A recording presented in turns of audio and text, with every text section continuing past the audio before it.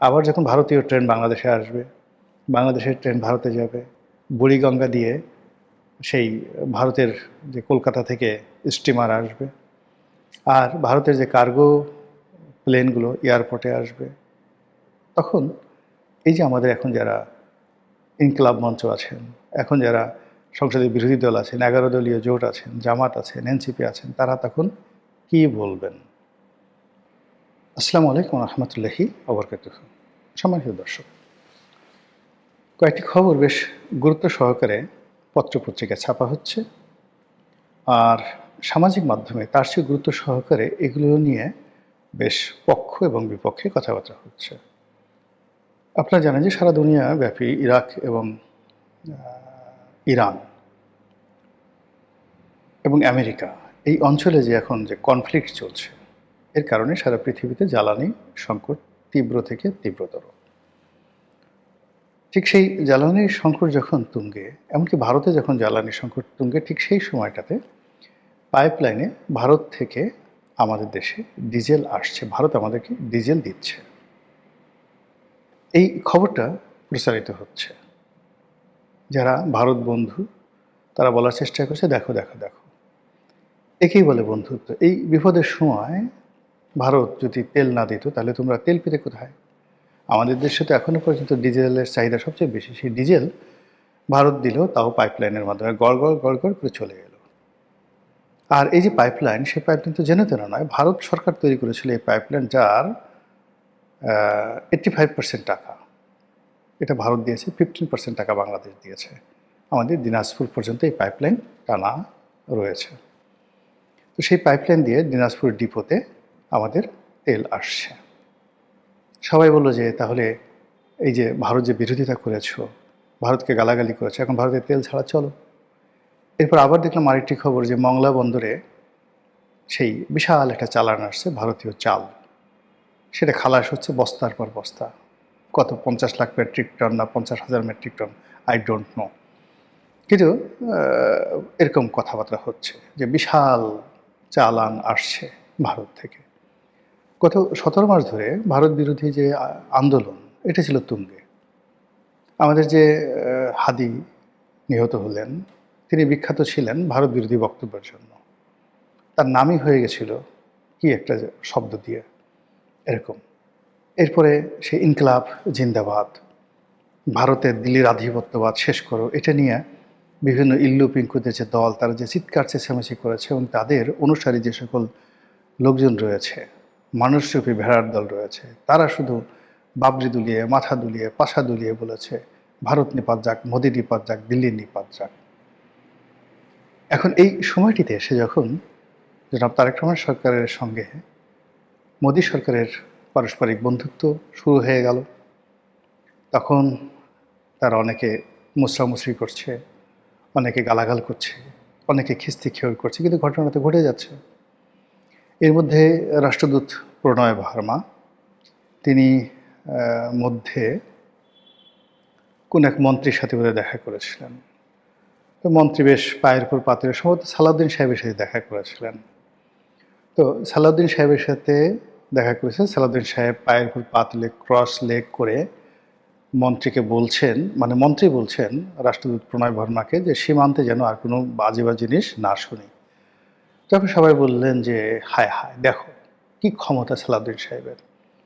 আর ওখানে যে ছবিটি, সেখানে সালাউদ্দিন সাহেব পায়ের উপর পা তুলে ক্রস লেগ করে বসে আছেন, আর প্রণয় ভার্মা একদম কাছুমাছু হয়ে তার সামনে বসে আছেন। তখন বললেন যে দেখো তারেক রহমান সাহেবের ক্ষমতা কত দূর। কিন্তু এক সপ্তাহ যে সারতে পারেনি। এর মধ্যে এখন প্রণয় ভার্মা, মানে ভারতের রাষ্ট্রদূত, যেখানে যাচ্ছেন সেখানে একজন মন্ত্রী থাকুক, দুজন মন্ত্রী থাকুক, তারা গিয়ে প্রণয় ভার্মার সঙ্গে মাথা নিচু করে, তারপর শেষে তার সামনে কাছুমাছু করে তার ছাত্র হওয়ার জন্য যে প্রতিযোগিতা করছে, যে ছবিগুলো আমরা দেখছি, তা আওয়ামী লীগ জমানাতেও এত দেখিনি। এক সপ্তাহ কিন্তু সেই সালাউদ্দিন সাহেব যে ভাবসাব দেখালেন, সেই ভাবসাব আর থাকলো না। অন্যদিকে আপনি দেখেন যে পররাষ্ট্রমন্ত্রী খলিলুর রহমান সাহেবের মতো পররাষ্ট্রমন্ত্রী, খলিলুর রহমান সাহেব এমনি পররাষ্ট্রমন্ত্রী হিসেবে যদি প্রণয় ভার্মার প্রোটোকল ধরেন, তার সঙ্গে তো বসতেই পারেন না। কিন্তু কয়েকটি ছবি আমরা দেখলাম তার সঙ্গে, খলিলুর রহমান সাহেবের সঙ্গে প্রণয় ভার্মা। সেই ছবিতে দেখলাম যে প্রণয় বার্মা খলিলুর রহমান সাহেবকে জাস্ট লাইক ইয়াঙ্গার ব্রাদার তাকে প্রেস করছেন, পিঠ চাপলাচ্ছেন, বেঁচে থাকো বৎস, ভ্রাতা, ভালো থাকো, সুখে থাকো, শান্তিতে থাকো। তাহলে এই যে আওয়ামী লীগের বিরুদ্ধে যে অব্যাহত প্রচার, ভারত বিরোধী প্রচার, সেটার ফলাফল কি দাঁড়ালো বলেন তো? বরং আওয়ামী লীগের সময়টাতে যে ট্রানজিট সুবিধা ছিল, আওয়ামী লীগের সময়টাতে ভারতের বাজারে আমাদের যে শুল্কমুক্ত সুবিধা ছিল, ভারতের অনেকগুলো পোর্ট, বন্দর, সমুদ্র বন্দর, নদী বন্দর, বিমানবন্দর আমরা ব্যবহার করতে পারতাম আমাদের আমদানিকৃত পণ্যের জন্য এবং রপ্তানিকৃত পণ্যের ট্রান্সশিপমেন্টের জন্য। সেই সুযোগটা গত 17 মাসে উঠে যাওয়ার কারণে গত 17 মাসে অন্তত 17,000 কোটি টাকা আমাদের লস হয়েছে। এটা দ্রুত, মানে এই চাল ডাল আটা ময়দার চাইতে এই সুযোগ সুবিধাটা দ্রুত ফিরিয়ে আনাটা আমাদের দেশ জাতির জন্য কল্যাণকর।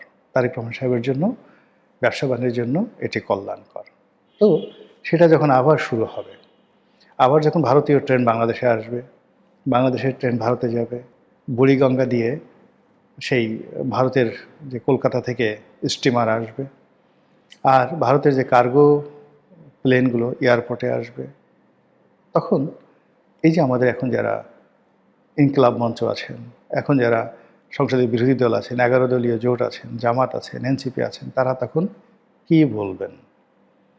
বা তারেক রহমান সাহেবই এই প্রশ্নগুলোর কীভাবে উত্তর দেবেন? কেননা তিনিও তো একটা সময় বলেছেন যে দিল্লি না পিন্ডি, সবার আগে বাংলাদেশ। তো এখন এটা নিয়ে তো এখন সবাই চিৎকারি করার চেষ্টা করছে। এই বিষয়গুলো আমি ব্যক্তিগতভাবে মনে করি যে এগুলো নিষ্পত্তি হওয়া প্রয়োজন।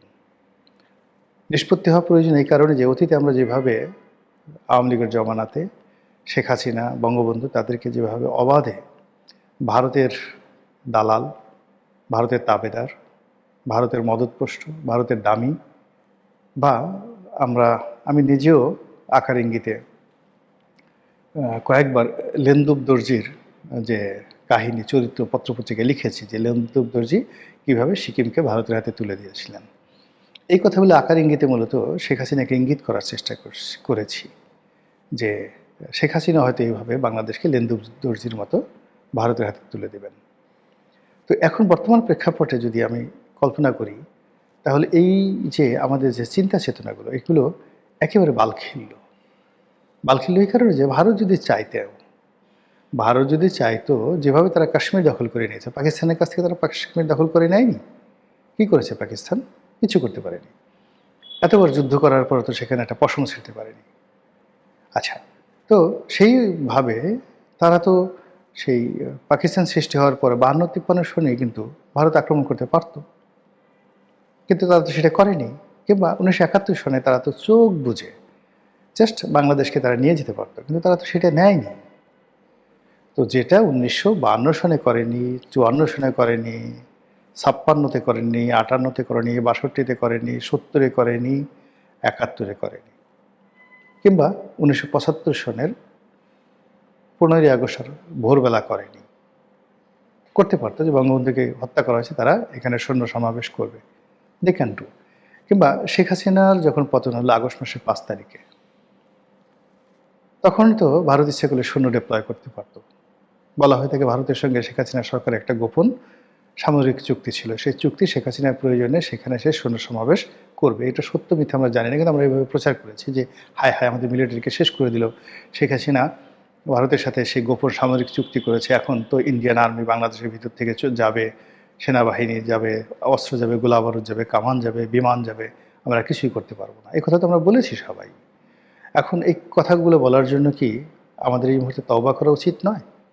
এগুলো তো প্রমাণিত হচ্ছে না। গত 17 মাসে যদি এই ধরনের কোনো চুক্তি থাকতো, আমরা তো সবাই মানে যাকে বলা হই হই রই রই করে মাথায় নিয়ে ঘুরতাম সেই কথাগুলো, সেই চুক্তির কপি নিয়ে। তো এই ধরনের কোনো চুক্তি তো অন্তর্বর্তীকালীন সরকার প্রকাশ করতে পারেনি, বা এই 1 মাস হলো এখনও আওয়ামী লীগ সরকারের যে কোনো দাসত্বমূলক চুক্তি ভারতের সাথে হয়েছে, সেটা সীমান্ত চুক্তি, পানি চুক্তি, বাণিজ্য চুক্তি, সামরিক চুক্তি, হোয়াট এভার মেবি, এটা হয়েছে এখনো পর্যন্ত তো বিএনপির পক্ষ থেকে একটা উঠ শব্দ করা হয়নি, একটু শব্দ করা হয়নি। It means Sheikh Hasina right ছিলেন, আমরা যে কথাগুলো বলেছি সেই কথাগুলো অন্যায়ভাবে বলেছি, এজন্য আমাদের সবাইকে সরি বলতে হবে, অথবা জাতীয়ভাবে ন্যাশনালি আমাদেরকে তওবা করতে হবে, তওবা আস্তাগফিরুল্লাহ পাঠ করতে হবে। এগুলো এক। অথবা ঘটনা